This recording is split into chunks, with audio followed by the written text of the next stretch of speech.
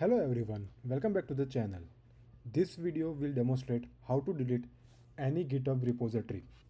First of all, go to your GitHub account, click on the profile icon, click on the repository from the menu. It shows all the repository.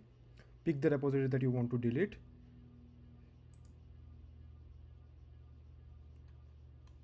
Now on that repository, click on the setting.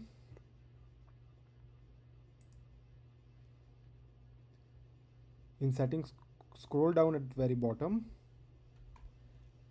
There is a section called danger zone. In that one, you will see the last option, delete this repository.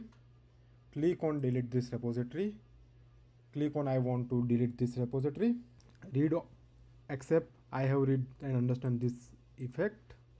Now you need to type your username and the repository. You can easily copy them. So just select the repository name and copy and paste them. Now click on the delete this repository and you will see the message says your repository was successfully deleted.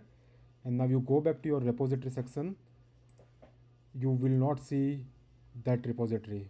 So it's pretty much easy step. Thank you for watching this.